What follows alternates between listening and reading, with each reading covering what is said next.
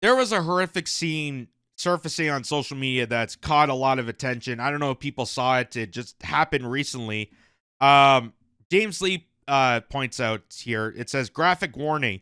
A UPS plane has crashed into Louisville's international airport, causing an explosion, giant plumes of smoke, and fire to spread nearly a mile. The type of aircraft is a McDonnell Douglas, now Boeing, MD-11, 24 years old. So that plane that UPS is using is 24 years old. That's pretty old, concerning the technology that is probably in there. So here's a bit of the image here. Again, it's pretty graphic and gruesome, so viewer discretion advised. But look at this. Oh my God! Corre para atrás, papi, viste, te lo estoy diciendo, Dios mío. Bro, get the fuck away from here, like turn around. Bro, no, hold on. I think it's gonna crash, bro. Holy shit. Holy shit. Holy shit. Damn, they're dead. They are dead, bro. So those are disturbing images, folks. Very disturbing. From a UPS aircraft carrier. And here's the headline here. It says, fiery Kentucky plane crash leaves at least 9 dead and a trail of destruction. This is from ABC, Boston's news leader, WCVB. They reported on this. So, a UPS cargo plane crashed and exploded Tuesday while taking off from an airport in Louisville, Kentucky, killing at least 9 people and injuring numerous others. At least 16 people are missing. The plane crashed around 5:15 and was departing from Honolulu from Louisville's Muhammad Ali International Airport, the Federal Aviation Administration said.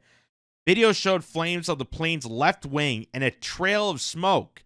The plane then lifted slightly off the ground before crashing and exploding in a huge fireball. The video also revealed portions of the building's shredded roof next to the end of the runway.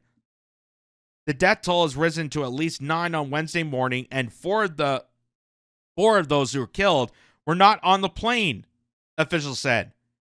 So the plane, what they're saying here is that the plane, when it reached the tarmac, not only crashed and it burned, but also the building that it was close by, because it was on the runway going down, and I guess the hangar that was next to it, or the building that was next to it, also caught up in the explosion. And they're saying that the people in that building or in that hangar were killed, according to this article here. Among 11 people who were hurt, some had very significant injuries, Kentucky Governor Andy Beshear said, adding he expects the death toll to increase. Anyone who has seen the images, the video, knows how violent this crash is, he said. Sister station WLKY reports that at least 2 people are in critical condition and at least 8 people have non-life-threatening injuries. There are at least 2 others missing from a nearby auto shop. UPS's largest package handling facility is located in Louisville, and the company announced on Tuesday night that it halted package sorting at the center without specifying when it would resume. The hub employs thousands of workers, has 300 daily flights, and sorts more than 400,000 packages an hour. The governor said a business, Kentucky Petroleum Recycling, appeared to be hit pretty directly, and a nearby auto parts operation was also affected. Beshear said he didn't know the status of the 3 crew members aboard the plane, a McDonnell Douglas MD-11 made in 1991. So that plane, made in 1991, and in 2025 now, they're still using 90s technology. That's pretty shocking. That's pretty shocking. Just like how we discovered that New York Airport, one of the largest airports in America, still uses technology from the 70s. And all the millions of dollars that America supposedly invested into making America great again, all the Build Back Better, all the initiatives that they have never, ever put any money towards investing in the airports. They never put any money towards air travel. They never put any money towards air traffic controllers, which is part of the problem that we're facing right now, why there's so many shortages, why airports are just scrambling around, why it's an absolute chaos to board a plane. You go to other countries, you go to their airports, it's beautiful. It's well managed, it's well maintained. You go even here in Canada, you go to Pearson Airport in Toronto, it's mayhem. It's absolute mayhem. And a lot of it's because of this, because they're using old technology. They're not investing into updating the ability to maintain these airports. And they're using flawed technology in an era where they need modernization. They need the ability to maintain it. And stuff like this happens. A plane from 1991. They're still using that. Incredible. Because of the long trip, it was fully fueled, leading to the large fire. It spread easily to nearby facilities like a large recycling center. UPS said the National Transportation Safety Board is in charge of the investigation and will be the primary source of information about the official investigation. A video taken by Lierme Rodriguez shows several massive balls of flames exploding into the sky in a row, following by the large billowing cloud of black smoke. Rodriguez told the AP she and her husband just happened to be in the area at the time of the explosion. Destin Mitchell said she was working as a host at the Outback restaurant about a 15-minute drive from the crash when she heard a very loud boom. About 20 people were in the restaurant. The mood in the restaurant was very shaken up, Mitchell said. Everyone is really concerned. People who just sat down to eat got up and left in under 30 minutes and packed up their food because they wanted to hurry up and get home. So that is devastating, folks. That's shocking. And like I said, we see more of these happening, and it's alarming just how bad air travel has gone. So devastating. Here's some more footage here. This is from BNO News Desk. They said this is a dash cam video, shows UPS plane crashing in Louisville, Kentucky. So a guy who I guess is a truck driver had a big rig facing the airport, and this is the dash cam footage of that plane crashing down into the facility. Watch this.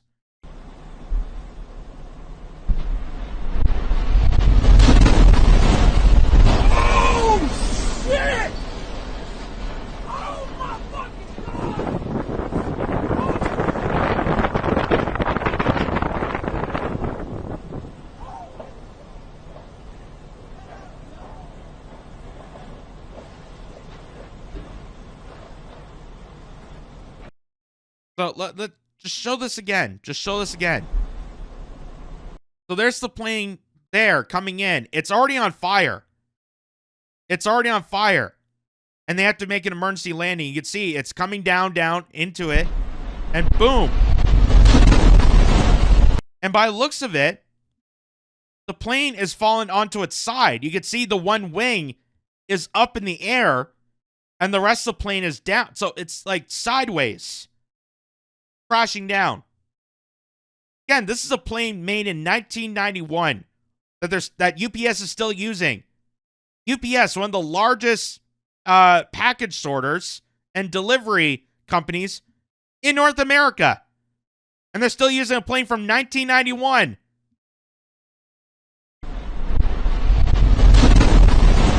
Oh, shit! Oh, my fucking God! My God.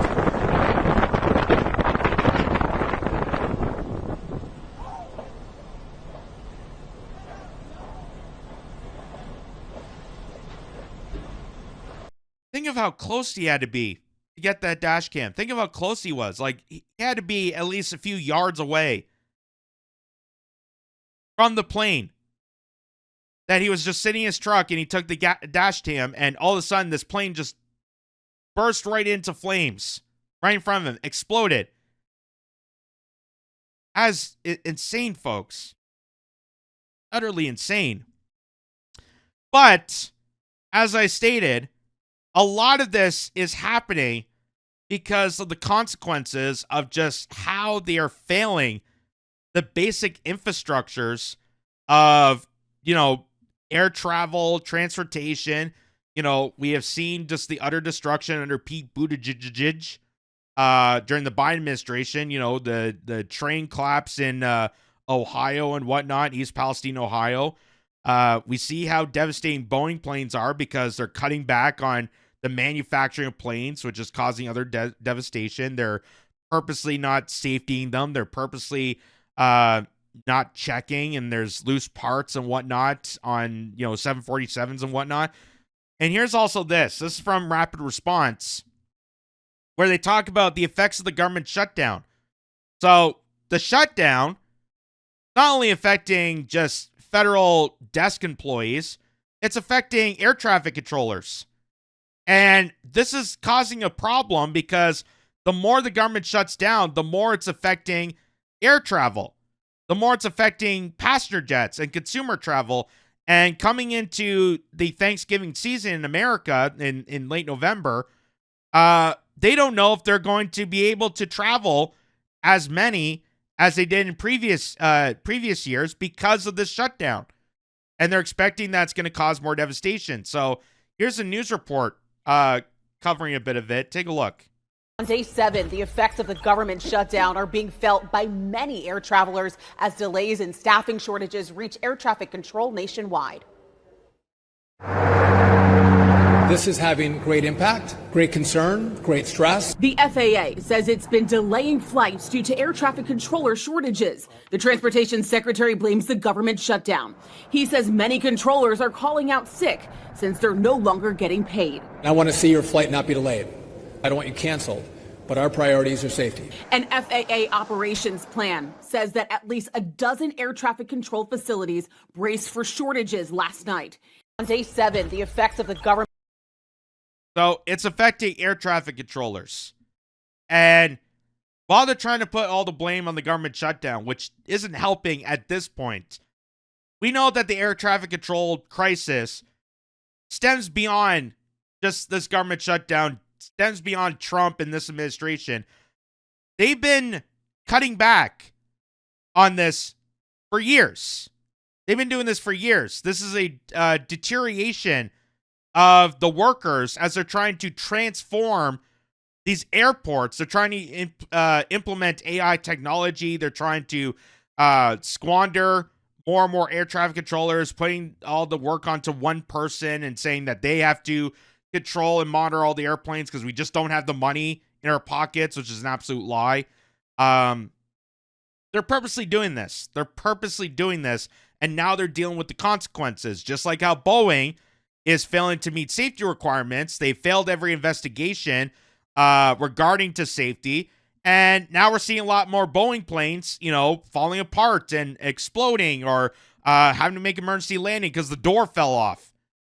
So this is consequential. This is what's happening because of the negligence and because of the mismanagement. And here, UPS is no different. Because as it's reported, this is from October 28th, United Parcel Service cuts 48,000 jobs in 2025 in latest turnaround effort. So, do you think laying off 48,000 people and resorting to robots is going to help the situation that now you're facing with a UPS plane that was carrying packages exploding onto the runway? Do you think that there's a correlation to that? Do you think that maybe laying off that many people at once simultaneously to do a massive turnaround at a time where we don't have the proper necessities? As you saw there, that plane was manufactured in 1991. So they're not investing in new planes. They're not investing in new equipment. But they're going to fire 48,000 people at UPS. Just absolutely crazy. And here's CNBC also stating AI washing and the massive layoffs hitting the economy. Corporate giants Amazon, UPS, and Target each announced layoffs in recent weeks, totaling more than 60,000 job cuts this year. So this is partially why this is happening. They made their bed, and now they have to deal with the consequences. Now they have to lay in it. So when they cut back on air traffic controllers, do not be surprised that you're seeing a lot more planes bombarding each other. We saw what happened in Washington, D.C., where that school trip, I think there were figure skaters, were on that plane and they got hit by a military helicopter. We saw it almost again over the Pacific. We see it in New York airports. How they have crumbling infrastructure. They're using copper wires and equipment from the 70s. And the plane that just recently crashed in Louisville was made in 1991. So this is all intentional. This is all intentional. They don't upkeep the technology. They don't upkeep the workforce. They're now doing this transformation because I think that just robots are going to replace everybody and you're just going to have to go pound sand, but failing to realize that it's going to cause consequential circumstances when a plane fails to land and explodes and cause massive havocs because of how many people you're laying off simultaneously, because of the failing upkeep, because you're not investing into your companies. That's what's happening here. UPS is failing to invest into their workforce, into their company, to make it stronger, to make it beneficial. I'm sure if they did that, there'd be less of a chance of seeing that plane explode as the way it did. I'm sure that Amazon would be more beneficial if it actually invested into its workers. But because Jeff Bezos and UPS and Target and all these other corporations, they don't care about the workforce. They're trying to replace you. That's the whole purpose of this. They're trying to replace you. You are garbage to them. You are worse than dirt. Now that AI is coming in, they can just kick you out. They can lay you off, tell you to go pound sand. And as the World Economic Forum even states, that you'll become a useless eater, and they get to decide your fate. That if you're going to be productive or not, we get to decide whether you exist in the future. And that is just dark. That is menacing. That is evil. That is almost demonic to just even imagine. So all these crashes, all these transportation situations, no doubtably are a cause and effect by the just utter lack of management, the lack of support, the lack of initiative, the lack of investment into upholding the infrastructure to make this country actually function. And as I said, go to any other nation's airport. Go on Google and look up what the Moscow airport looks like, or China, or South Korea.